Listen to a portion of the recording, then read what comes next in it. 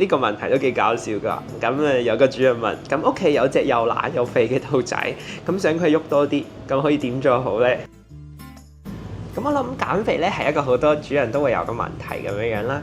咁主要咧由從兩個層面去着手嘅。第一個層面咧就飲食嘅部分啦，盡量咧應該以乾草為主啦。咁樣就少啲咧零食，譬如草條啦、草餅啦、生果果乾之類嘅嘢咁樣啦。